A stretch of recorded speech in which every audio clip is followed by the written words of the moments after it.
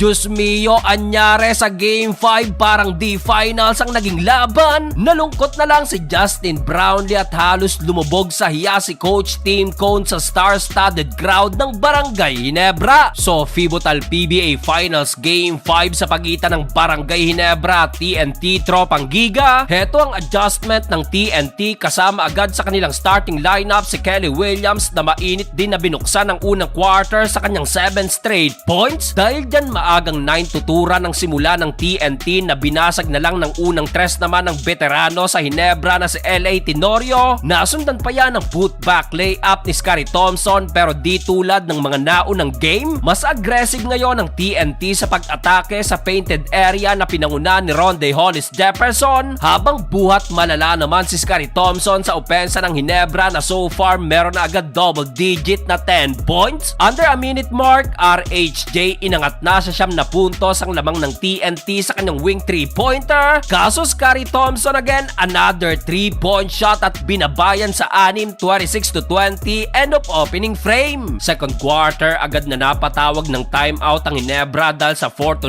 run ng TNT na muling nag-angat sa double-digit lead. Sayang itong pansagot na sana ng Ginebra, monster dunk ni Jay Bean nilabas nga lang ng rim. After nyan, Calvin Optana mainit na inangat pa ang kanilang lamang sa 16 points, 36-20 at total of 10-0 run ang nagawa ng TNT. Hype na hype si Poy Aram na naligo ng pang-aasar nung Game 4. Frustrated na rin si Coach Tim Cone at nabasag na lang ang run na yan sa alley-oop slam dunk na to ni Maverick Anisi to Japit Aguilar. Matapos yan, tinambakan palalo ang Ginebra na umabot sa 20 plus points kaya't galit na galit si Coach Tim Cone na nagsunog na naman ng timeout. Anyare sa Ginebra, star-studded pa naman ang Ginebra crowd. Halos maiyak na lang si Coach Tim Cone sa hiya sa bench. Natapos ang first half, tambak malalang Ginebra 56-33. Halftime inaward kay Scottie Thompson ang career milestone na 2,000 career defensive rebounds. Good start pang nagawa ng Ginebra sa simula ng third quarter with 8-3 run courtesy of back-to-back 3-pointer ni Stephen Hall. Butatapang inabot ni Rondae kay Japet pero may bawi agad na end one si RHJ. Hype na hype si Rondae Hollis Jefferson dahil nasundan pa yan ng another 3-pointer ni Calvin Optana. Kumana pa ng another end one si RHJ at ang masama pa dyan may 4 na foul na itong si Justin Brownlee. Nalungkot na lang si JB sa bench dahil natapos ang third period mas lalo pang namagang tambak sa 31.79-48. Fourth and final quarter mukhang sumuko na agad ang Ginebra dahil pinasok na ang mga bench player ni Coach Tim Cone. Sayang ang punta ni Boss Toyo na napa-cellphone na lang. Kabaligtaran naman kay Boss MVP na tuwang-tuwa sa pangyayari. Parang di finals ang naging laban. Under 9-minute mark, halos wala ng star player sa floor. Sa uli, sa laki ng tambak, heto't makukuha ng TNT ang kanilang ikatlong panalo at malaki na ang pag-asang makuha ang back-to-back champion habang mauuwi naman ang Ginebra sa do or die.